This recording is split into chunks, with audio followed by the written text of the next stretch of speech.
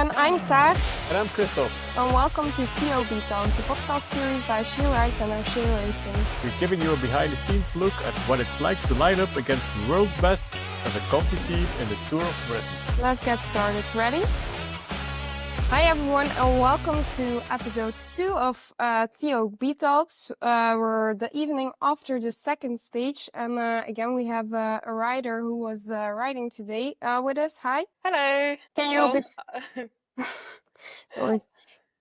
Before we start, can you just introduce yourself a bit? Who are you? Hi, yeah, so I'm Katie Scott, and yeah, I ride for CJ O'Shea Racing. Yeah. Yeah, that's fine. Oh, yeah, just to get to know you a little bit better. What do you like to do when you're not riding your bike? So I work as well as cycle. So I do part-time gardening with my dad for his business, and then I do social media and sales for a local cider company. So yeah, and then anything else, like any other hobbies I do, mainly just I don't really have much time. I like to read. Like to read and just I don't know, scroll on TikTok or something. Yeah, so it sounds like you're pretty busy. Yeah. And how did you find your way to the bike? So I started off with horse riding, and then I quickly moved to triathlon, so swim, bike, run. And then when I was 16, I just switched to cycling. I joined a local cyclocross club. So started off with doing cyclocross, and then eventually started doing some road cycling. But still did cross and rode for Great Britain at quite a few World Cups when I was a junior and first year under 23, and then eventually just switched to road cycling. Found it quite hard to balance the both disciplines, and been doing it ever since. I did cyclocross last winter, the first season in 4 or 5 years, so that was a bit of a wake up to my cyclocross skills. Yeah, nice. And next to cyclocross rider, what kind of type of rider are you on the road? I like the courses which are more attritional. I also quite like fighting for positioning and anything quite technical. So did Point de Raz the other week in France, and that was kind of like a gravel sector sort of race. And I would love to do more races like that. I did a national series race here in the UK. It's called Sickle Classic earlier in the year, and got a decent result in that. And it's basically just road race with a ton of gravel sectors, and yeah, it's good. It's a bit of a mix of both cross and road then. So Yeah. Amazing. And that brings us to the stage of today, actually. You had a quite a lovely result as the individual rider, as the best CJ O'Shea rider of the day. The stage 2 took us from Hartlepool to Salburn by the Sea, and I think especially the local circuit is well known by the British riders like you, Katie. Yeah. Take us through the stage. How did you experience your day in the peloton? Yeah, so I'd gone through the course with my coaches, and we knew that it was going to light up as soon as we got onto that circuit. It's basically 80 kilometers of it was pretty chilled out racing, really. It was pretty wet this morning. Yeah, the roads were pretty rough in some parts. There's a lot of spray from all the puddles and everything, but I didn't mind that. It wasn't cold or anything. So basically 80k of rolling roads, and then as soon as it hit that circuit, just fireworks went off. And obviously leading into the circuit, positioning was so key, and if you were in the wrong position, it was, because obviously it was descent and straight into that that quam, and it really just went off on that circuit. Yeah, I can imagine. Did you die as many times as today's winner did, actually? Did I die? Well, as many times as Mara Roldan did, because her face on the television was like she's going completely all in, like she was dying a million times looking at her style of She, racing. So I don't know how did you yeah, experience the stage?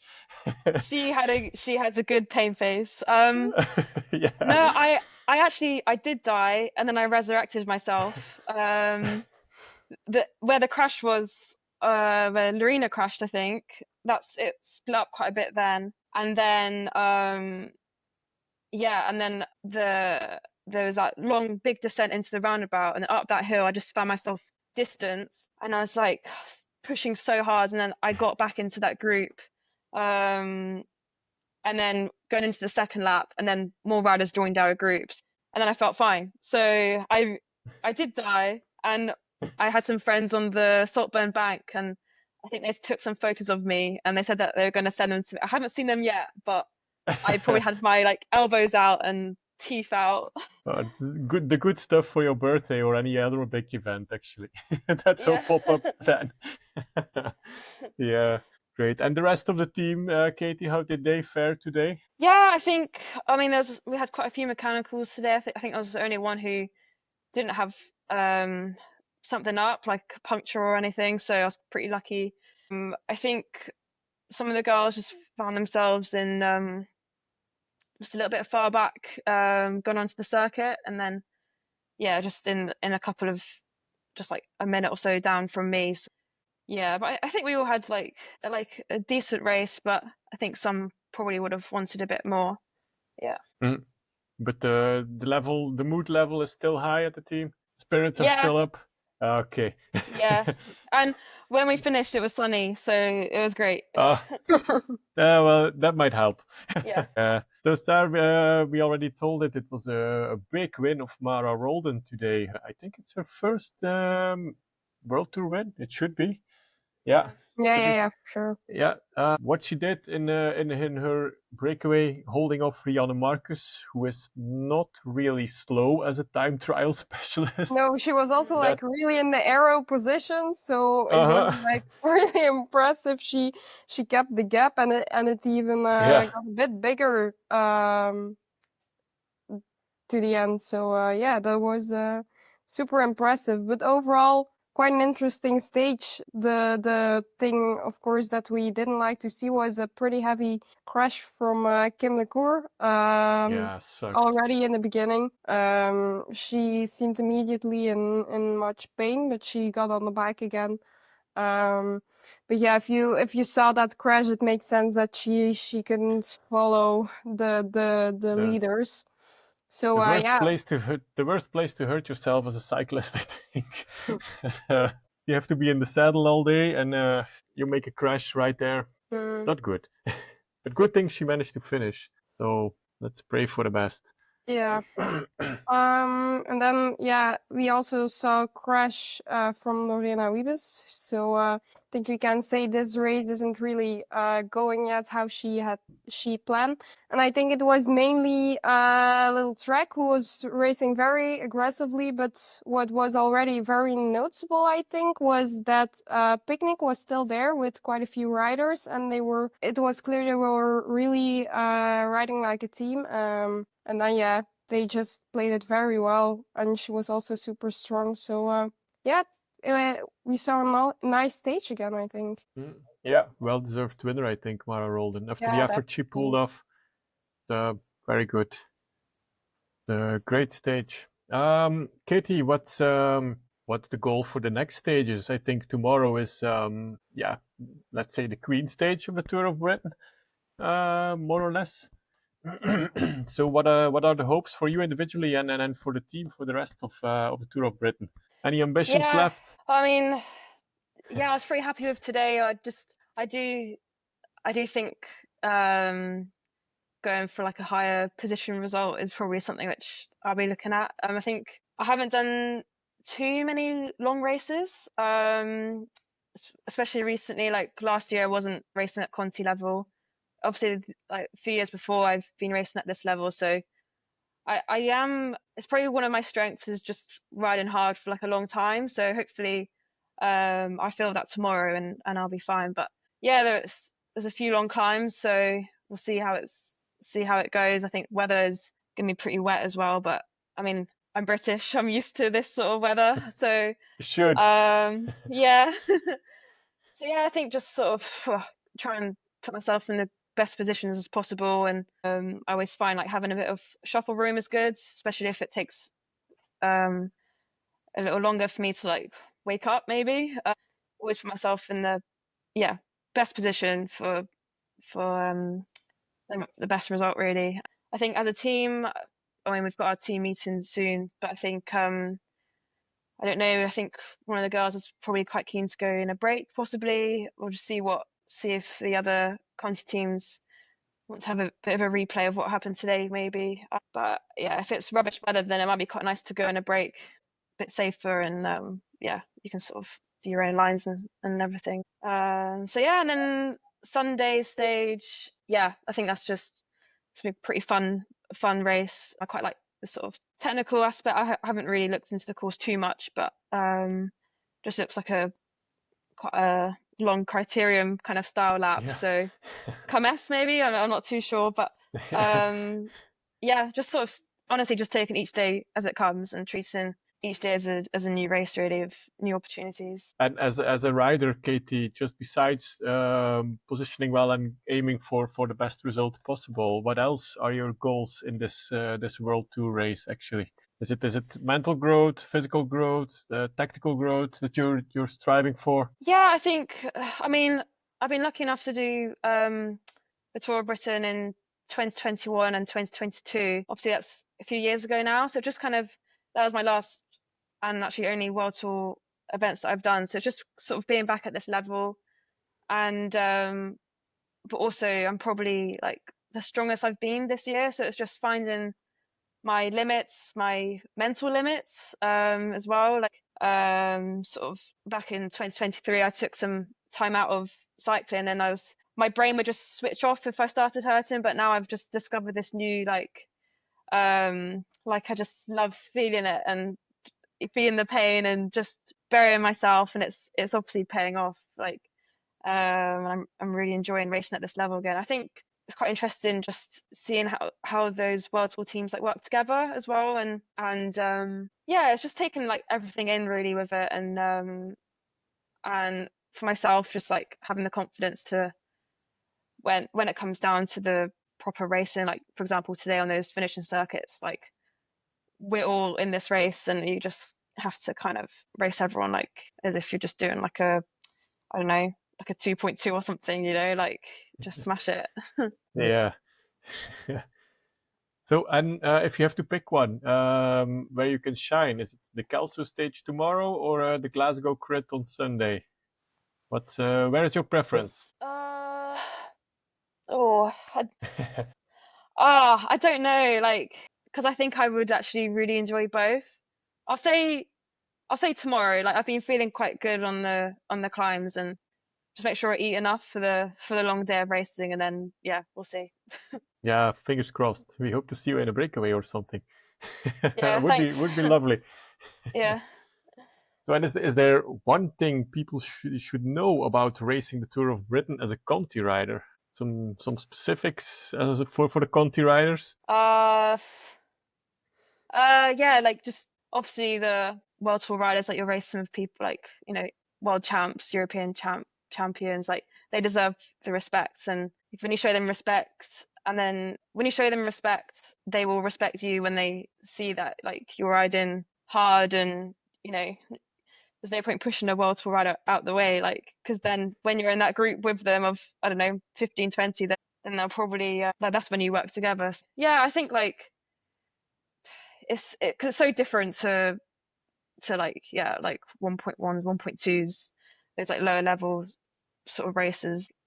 They've all got their contracts, and yeah, like it's like a two-way thing, the respect basically. But then like when it is time to race your bike, they'll they'll probably be fine with you racing your bike when it actually matters and the key points. I think just long story short, like don't be afraid to race in a World Tour Yeah, pack. that's a good piece of advice, I think. Thanks.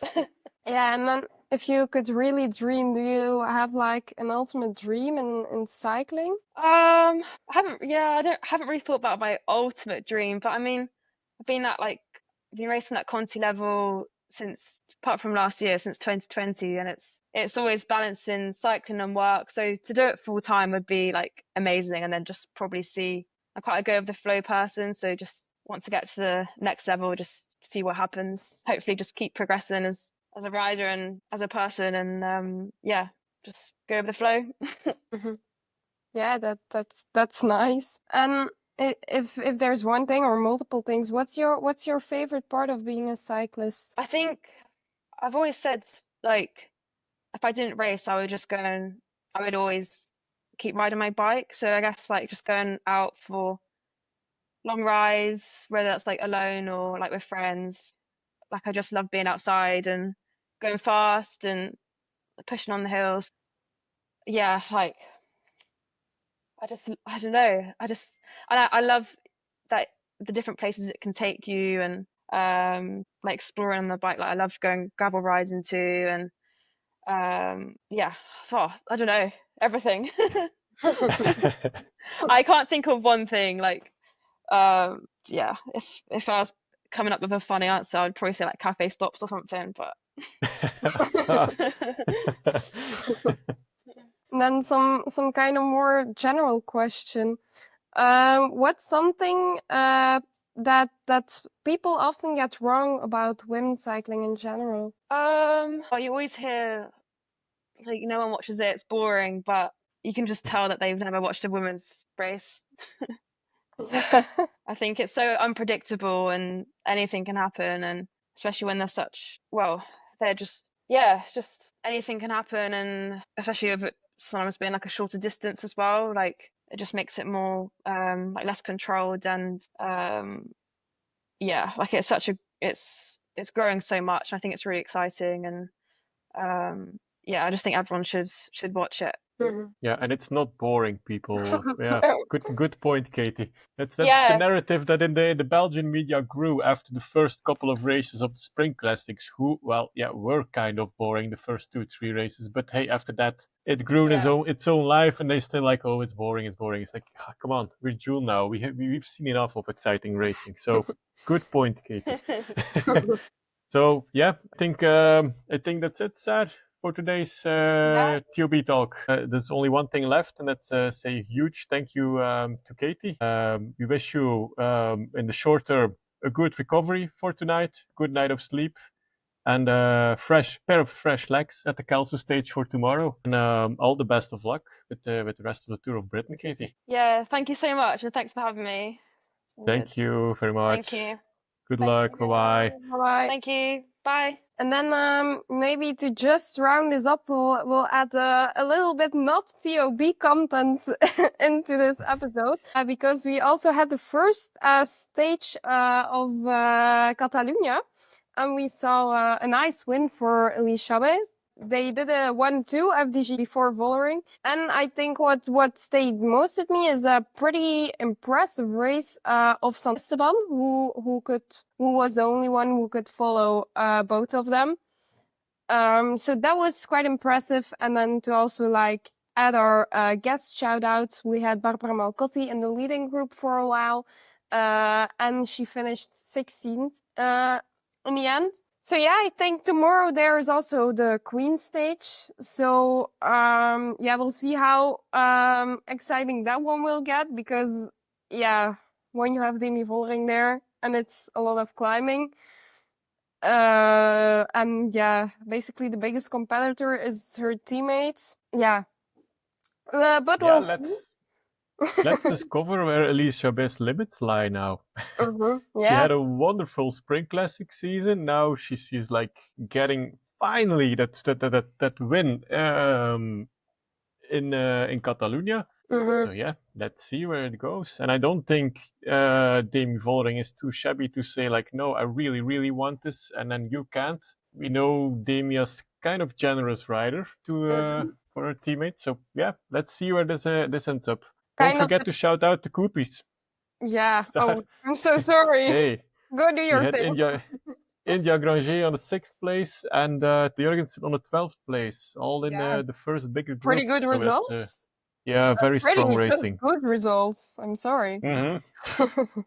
Yeah, they are. And then maybe to really round this up, don't forget to watch when you already have two screens put up tomorrow. Why don't just put up 3? Because we have another guest racing at the Antwerp Port Epic with Mickey Dogs. It's kind of I think the participants list was more impressive, bigger names last year, but I think it will be an exciting race because there's not really one big favorite, so we can also see some nice racing there. So yeah, busy day for women's cycling fans tomorrow. A busy weekend in Yeah. general.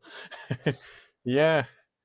But of the Flemish races, Antwerp Port Epic is like, the best one on the calendar, I think. It's a nice parcours. Of the Flemish races this weekend. Let's keep it at that. Yeah, this weekend, of course. Let's be clear about that. So yeah, I think we can wrap this up. It was again super nice to get to know a new O'Shea rider, to know her story, to get some insights on the racing, and again, I think also a very big thank you for the team to make it possible amid the chaos it was today. So yeah. Yeah, transfers to teams, it can be a hustle. So very, very happy that we got Katie on the podcast. A very lovely team, the CJ O'Shea team. So listeners, viewers, just go follow them. They're worth it. Definitely. Okay, so I think that's a wrap for today's episode of TOB Talks. Thanks for joining us. I hope you enjoyed the ride. Yes, thanks for Katie for joining us today, and don't forget to subscribe on Spotify, Amazon Music, Apple Podcasts, or YouTube so you won't miss the next episodes in this 5-day mini-series. TOB Talks is brought to you by She Rides and O'Shea Racing, and as always powered by KDM Endurance Coaching. Thanks for listening to She Rides, where women's cycling takes the lead. Keep watching the fun, and we'll see you at the next stage. Bye-bye. Bye.